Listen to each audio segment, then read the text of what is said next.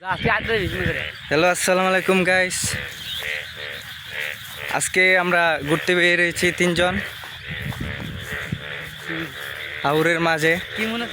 কেউ নাই, এই আমরা তিনজন। আর এই যে আশেপাশে চাষা আর ধান ক্ষেত কাটতেছে ভাই, এক কথায় অসাধারণ।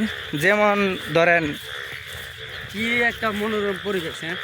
মনোরম বলতে একবারে নিরিবিলি একটা জায়গা, শুধু তিনজন লাইল ধরে আটতাছি আর আরাম পাইতাছি।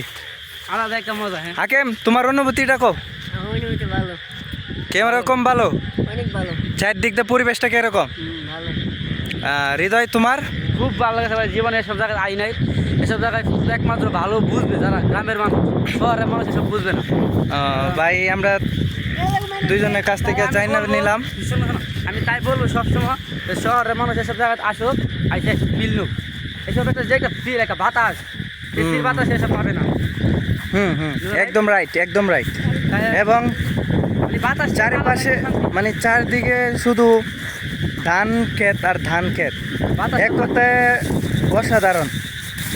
বিভিন্ন জায়গা আছে অনেক সুন্দর, কিন্তু গেলে ফিল পাওয়া যায় না।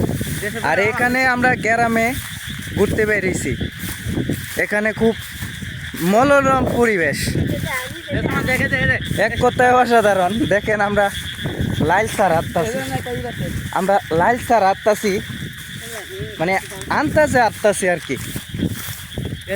তোমাদের সব জায়গা আডার একটা মজা। হ্যাঁ, শহরের মেইন রাস্তা, বড় বড় রাস্তা একটা মজা হবে যে পাইবো না। আজকে আমরা আছি জায়গাটার নাম হচ্ছে না না না, এটা গ্রাম নীলুহি না। এটা মানে এক কথায় অসাধারণ জায়গা। জায়গাটার নাম জানি না ভাই, এমন একটা জায়গা আমরা হাঁটতে পারিছি। মানে চোখ যেদিকে যায় দেখ কি সুন্দর একটা জায়গা দেখ। এটা হচ্ছে আমরা ধান খেত, তার দুইটা ধান, মাঝখানে পানির একটা খেত কাটা হয়েছে। এক কথায় অসাধারণ।